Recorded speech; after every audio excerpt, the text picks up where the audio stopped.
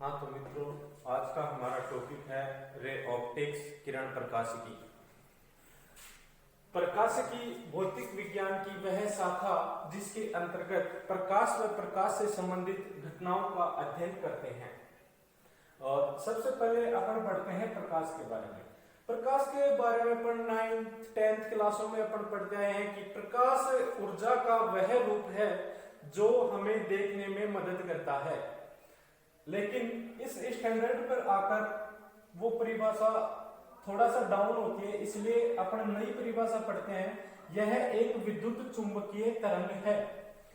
अब ये विद्युत चुंबकीय तरंग क्या होती है ये देखते हैं पहले अपन। तो एक इलेक्ट्रॉन जब मोशन करता है, एक इलेक्ट्रॉन जब मोशन करता है तो ये दो प्रकार से आगे बढ़ता है। एक तो विद्युत क्षेत्र उत्पन्न करता है और एक चुंबकीय क्षेत्र उत्पन्न करता है।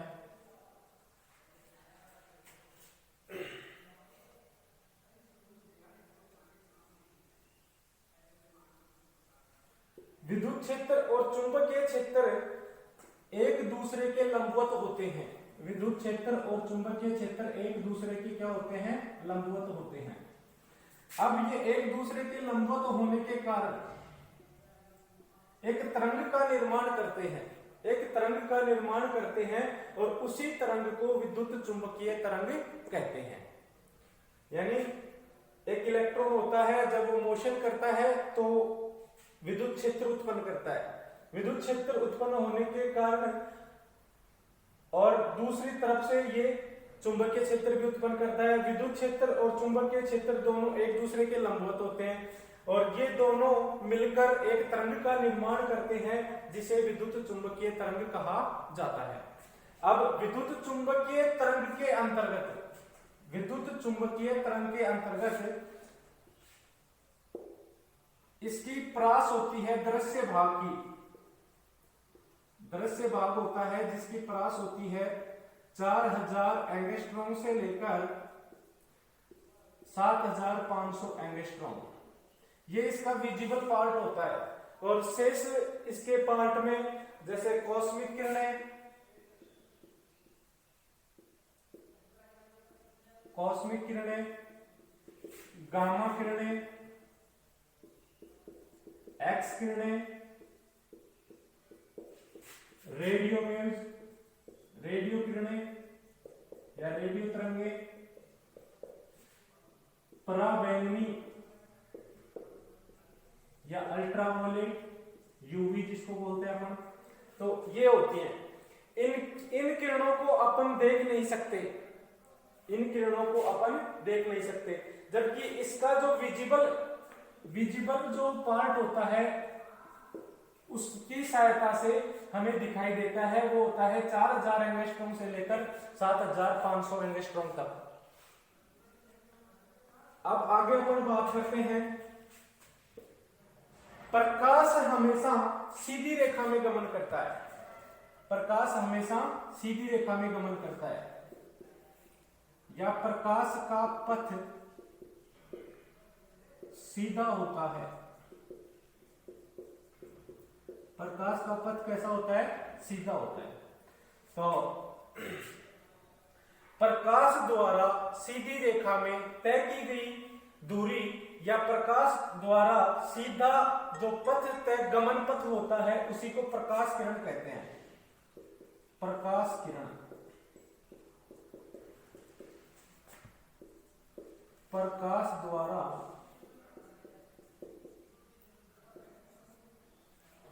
सरल रेखा में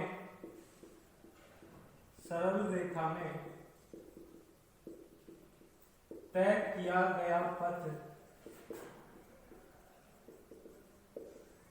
प्रकाश किरण कहलाता है।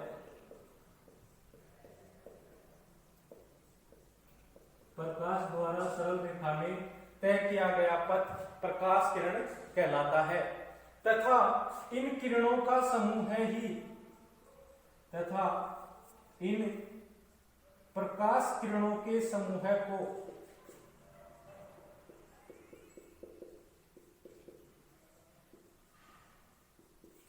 प्रकाश पुंज कहते हैं।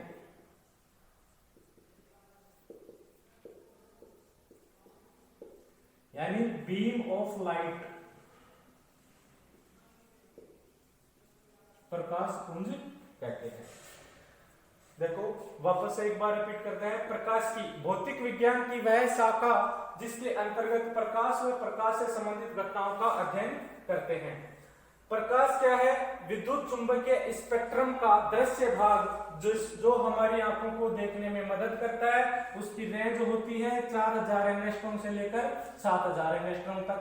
और विद्युत चुंबकीय स्पेक्ट्रम या जो तरंग होती है वो एक इलेक्ट्रॉन के द्वारा जब मोशन होता है तो विद्युत क्षेत्र और चुंबकीय क्षेत्र बनता है। और ये विद्युत क्षेत्र और चुंबकीय क्षेत्र दोनों मिलकर ही किसका निर्माण करते हैं?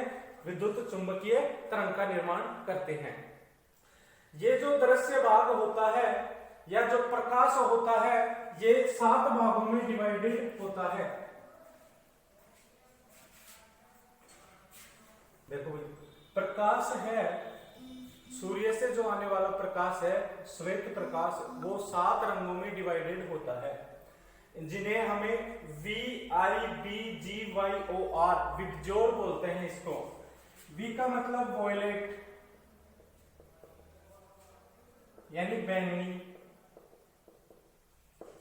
I Indigo, B blue,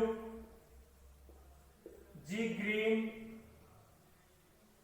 Y yellow, O orange और R रेड। अब देखो इसकी प्रास शुरू होती है 4000 एंगस्ट्रॉम से लेकर 7500 एंगस्ट्रॉम तक। तो हम देखते हैं दैनिक जीवन में जो ट्रैफिक सिग्नल्स होते हैं वो रेड कलर के होते हैं। खतरे के निशान जितने भी होते हैं वो रेड कलर के होते हैं क्योंकि इनकी जो परास है वो 7500 एंगस्ट्रॉम है। यानी सबसे ज्यादा परास किस रंग की होती है? रेड कलर की होती है सबसे ज्यादा परास, ताकि हमें खतरे के निशान हॉस्पिटल वगैरह के जो प्लस का चिन्ह आता है वो सभी हमें दूर से ही दिखाई दे जाएं। और सबसे कम जो परास होती है वो बैंगनी रंग की होती है जो लगभग 4000 एंगस्ट्रॉम की होती है। और बैंगनी रंग यानी जो तरंग दैर्घ्य है,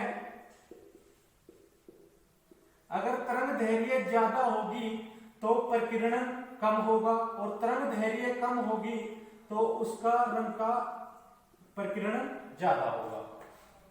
तो सबसे ज्यादा प्रकीर्णन किस रंग का होता है? बैंगनी रंग का। और सबसे कम प्रकीर्णन किस रंग का होता है? लाल रंग का। तो ये है हमारे कलर्स।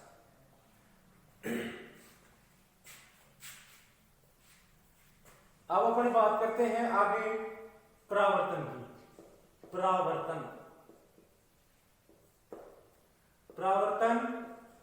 अपवर्तन। देखो भाई एक ये माध्यम है पहला, माध्यम फर्स्ट। ये इन दोनों को डिवाइड, दो माध्यम है, माध्यम फर्स्ट, माध्यम सेकंड। दोनों को डिवाइड करने वाली ये जो पृथक्कारी पृष्ठ है, पृथक्कारी पृष्ठ, माध्यम फर्स्ट से एक प्रकाश की किरण आई, पृथक्कारी पृष्ठ से टकराने के पश्चात वापस इसी माध्यम में लौट जाती है। जिस माध्यम से आती है उसी माध्यम में लौट जाती है। जबकि एक घटना यह होती है कि ये अपने मार्ग से थोड़ा विचलित हो जाती है, अपने मार्ग से थोड़ा विचलित हो जाती है। और तीसरी घटना यह है कि ये इस पृथक्कारी पृष्ठ द्वारा ही अवशोषित कर ली जाती है। तो अपन पहले की बात करते हैं। जब प्रकाश किरण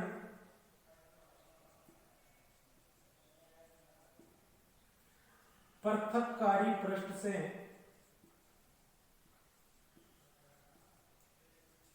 टकराने के पश्चात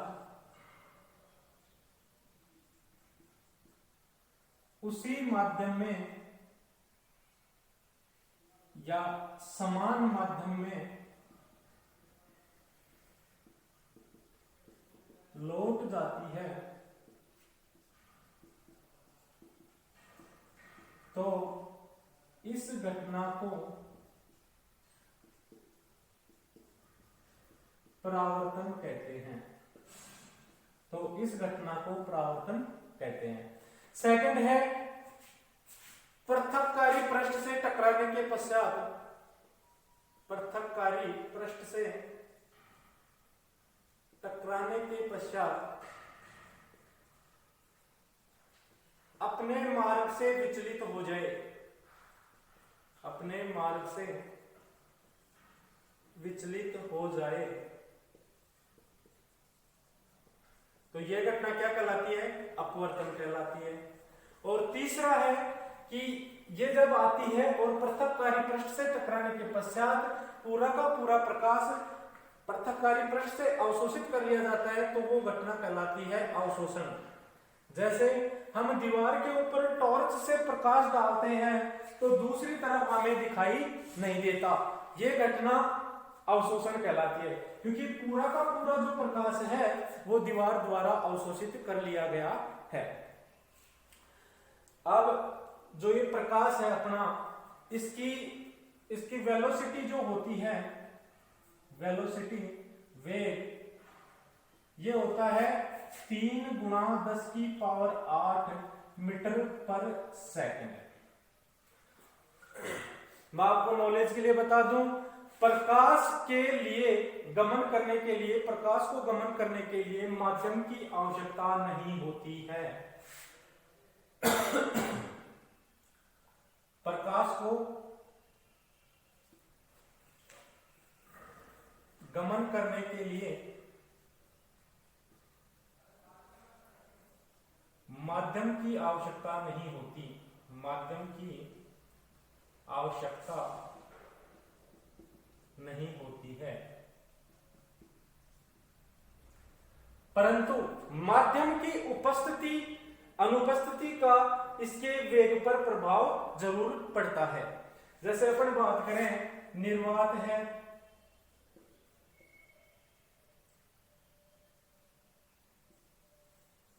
निर्वात, ठोस, द्रव, गैस। तो ये जो अपना वेग है ये निर्वात के लिए है 3 × 10⁸ मीटर पर सेकंड। ये जो राशि है, ये जो संख्या है, ये दिखने में छोटी दिख रही है, वैसे इसको अपन देखना चाहें तो 3 गुना यानी 3 के आगे 8 बिंदु 1 2 3 4 5 6 7 8 मीटर पर सेकंड। मैं इसको किलोमीटर में बदलना चाहता हूं तो मैं इस 1000 से डिवाइड कर दूंगा तो अपना कितना आया,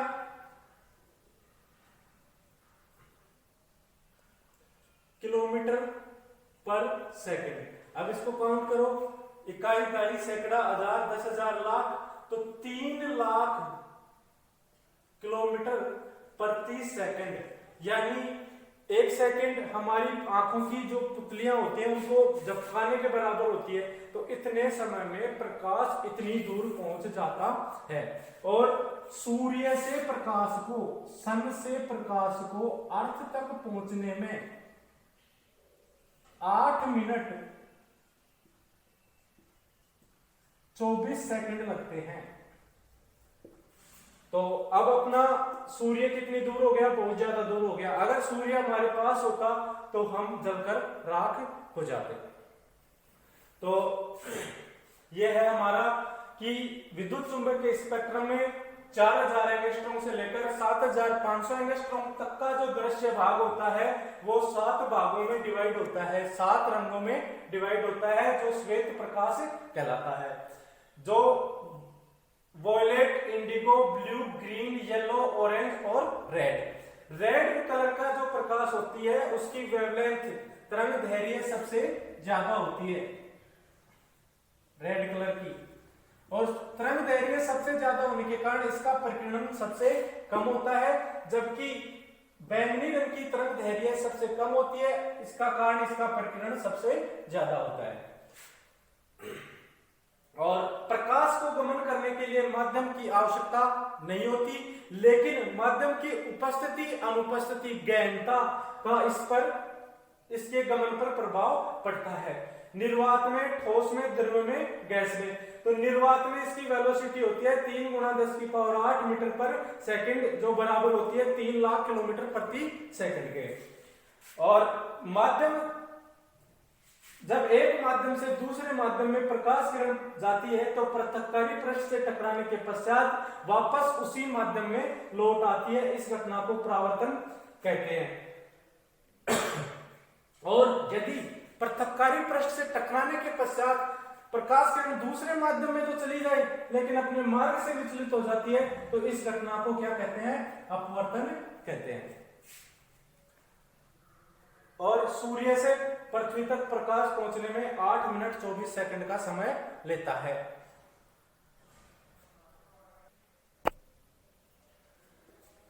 नेक्स्ट अपना टॉपिक है दर्पण। तो दर्पण की अपन बात करते हैं। किसी पारदर्शी कांच के एक पृष्ठ पर चांदी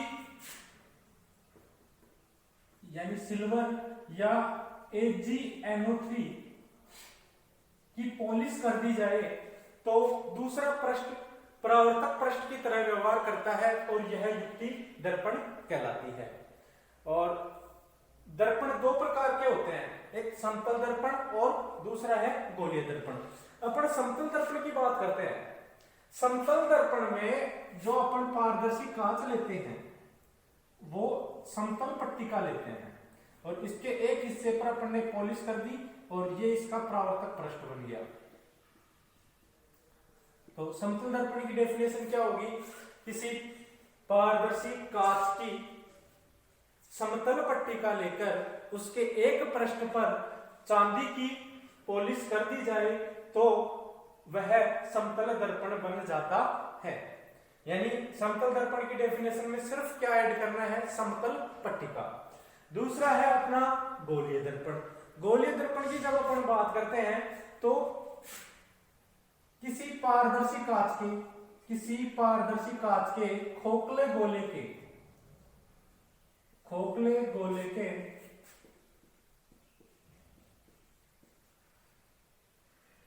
कटे हुए भाग के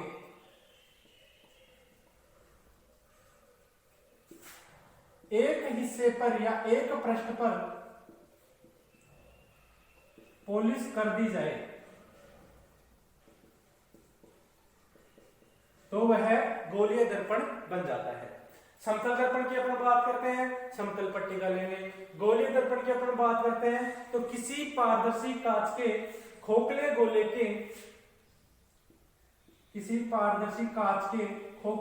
के कटे हुए भाग के एक पृष्ठ पर पॉलिश कर दी जाए तो वह गोलीय दर्पण बन जाता है। गोलीय दर्पण दो प्रकार का होता है, उत्तल और अवतल। अब अपन अगर इसके कटे हुए भाग के गोले के कटे हुए भाग के उभरे हुए हिस्से पर पॉलिश करते हैं तब तो वो कौन सा दर्पण बनता है? अवतल दर्पण। कौन सा बनता है? अवतल दर्पण। और अगर उभरे हुए हिस्से के अंदर की तरफ पॉलिश कर दी जाए तो वह बन जाता है उत्तल दर्पण। उत्तल दर्पण। तो इन दोनों की अलग अलग डेफिनेशन होगी। पहले गोलीय दर्पण की अपन बात करते हैं। किसी पारदर्शी कांच के खोखले गोले का कटा हुआ भाग लेकर उसके एक पृष्ठ पर पॉलिश कर दी जाए तो वह गोलीय दर्पण बन जाता है। गोलीय दर्पण दो प्रकार का होता है, उत्तल और अवतल। अवतल दर्पण की अपन बात करते हैं। किसी पारदर्शी कांच के खोखले गोले के कटे हुए भाग के उभरे हुए हिस्से पर पॉलिश कर दी जाए तो वह अवतल दर्पण बन जाता है और अगर उभरे हुए हिस्से के अंदर की तरफ पॉलिश कर दी जाए तो वह उत्तल दर्पण बन जाता है। अब आगे अपन पढ़ते हैं गोलीय दर्पण से परावर्तन के नियम। नेक्स्ट अपना टॉपिक है। हाँ तो भाई अपन ने थोड़ी देर पहले पढ़ा था परावर्तन कि एक प्रकाश किरण आती है, पृथक्कारी पृष्ठ से टकराती है और वापस उसी माध्यम में लौट जाती है। तो ये आपतित किरण आ रही है, और आपतित किरण एवं अभिलंब के बीच का जो कोण होता है उसको आपतन कोण आई नाम दिया गया है। आपतित किरण और अभिलंब के बीच का जो कोण होता है उसको आई नाम दिया गया है तथा अभिलंब एवं परावर्तित किरण के बीच का जो कोण है उसको आर नाम दिया गया है। ये अपना पृथक्करी पृष्ठ है। परावर्तन की डेफिनेशन अपन ने पढ़ी है, जब प्रकाश की किरण एक माध्यम से दूसरे माध्यम में आती है तो पृथक्कारी पृष्ठ से टकराने के पश्चात वापस उसी माध्यम में लौट जाती है। प्रकाश की इस घटना को परावर्तन कहते हैं। फिर परावर्तन में आपतन कोण आई तथा परावर्तन कोण आर का मान समान होता है, यानी कोण आई बराबर कोण आर। आपतित किरण, परावर्तित किरण व अभिलंब तीनों एक ही तल में स्थित होते हैं। और तल का मतलब जैसे ये गोल्ड है अपना, ये एक तल है तो ये तीनों इसी में स्थित होंगे, न कि आपतित किरण इधर से आ रही है और परावर्तित किरण इधर को जा रही है, ऐसा नहीं होगा। आपतित किरण इसके साथ आ रही है तो इसके साथ ही वापस जाएगी परावर्तित किरण। और परावर्तन में तरंग धैर्य, चाल, आवर्ती नहीं बदलती, केवल तीव्रता में परिवर्तन होता है। धन्यवाद। पीबीएम स्टडी चैनल में आपका हार्दिक स्वागत है। नेक्स्ट क्लास में